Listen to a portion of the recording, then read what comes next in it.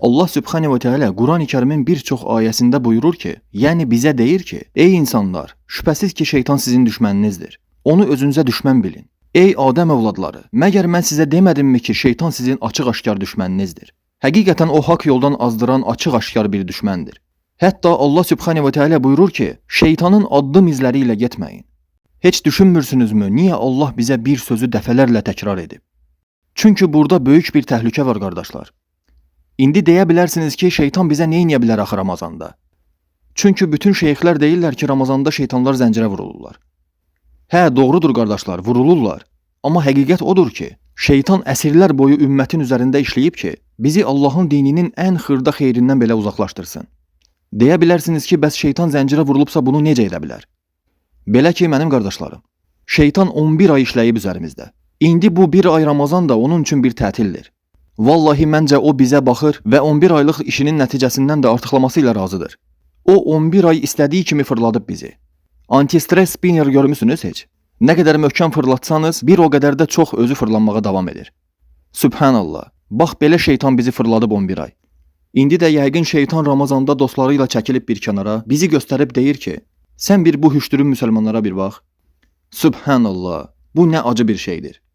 Necə oldu bu şeytan, bu iblis bu qədər qələbə çalmağı bacardı üzərimizdə?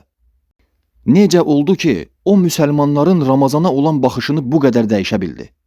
Ramazan, hansı ki Allah Rəsulu və səhabələri il boyu səbirsizliklə gözləyiblər. Hətta onu da deyim, Ömər bin Əl-Xattab məscidi rəngləməyə icazə vermirdi.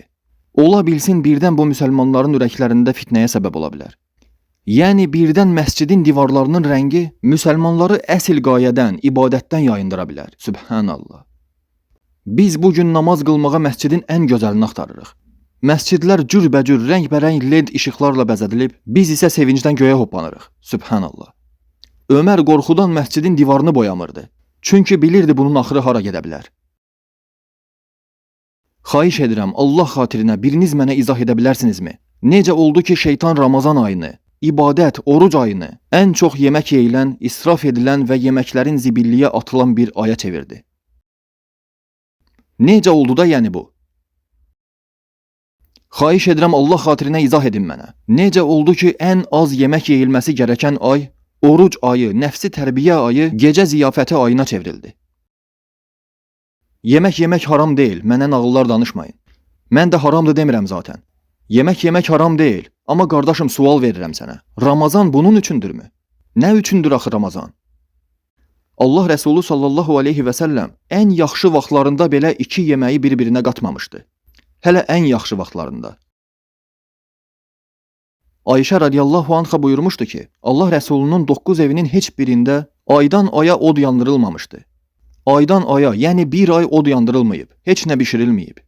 Amma bizdə isə sırf Ramazanda bişirilən yeməklər var. Və bizim üçün bu normaldır. Şeytan səni Ramazanda oruç tutmaqdan çəkindirməyəcək zaten. Ona bu heç lazım da deyil. Çünki o zaten istədiyinə nail olub. O bizim orucumuzu aclığa çevirib.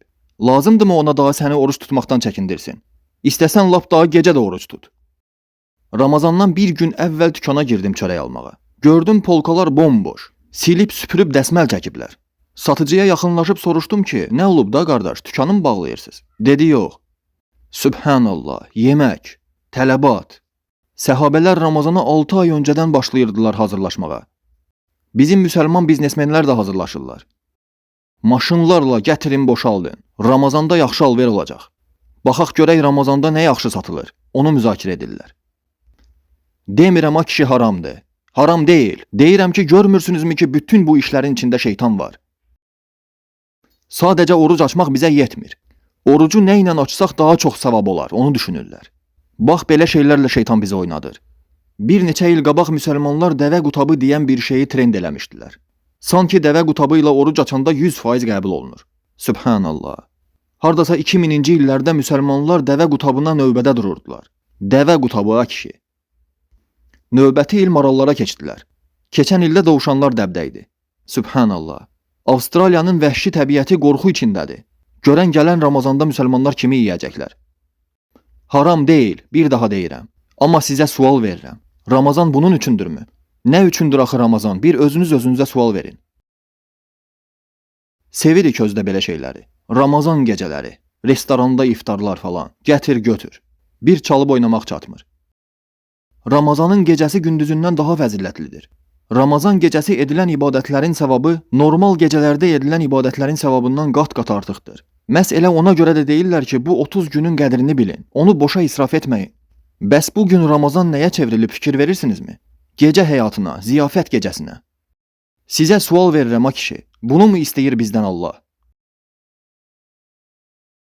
Təravihdə imam 20 rükət qıldıranda şikayət edirsiniz. Ha bu nə oldu a kişi? Hə belə şey mi olar ey?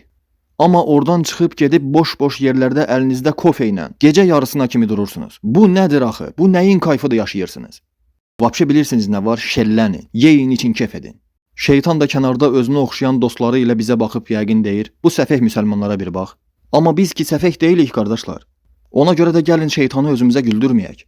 Məqsəddən yayınmayın, trend dalınca qaçmayın. O evdəki qadınlarınıza qarşı da mərhəmətli olun. Birazca da olsa rəhimli olun. Sadə yemək yeyin qardaşlar. Necə yəni sadə yemək yeyim? Mən səhərdən axşama qədər oruç tutmuşam. Nə danışırsan sən? Səhərin gözü təzə açılıb axşama iftara super-puper sifarişlər. Ancaq bişir düşür. Sübhanallah, bunun başqa məqamı da var. Arvad da o qədər bişir düşürə öyrəşib ki, qayıdıb desən ki, "Sü arvad, bu Ramazan heç nə eləmə. Bu Ramazan fərqli olsun." Arvad da qayıdıb deyəcək ki, "Neyniyim ki bəs onda mən?" Sübhanallah, Ramazanda yeməkdən başqa neyin yemək olar deyə bilmirik.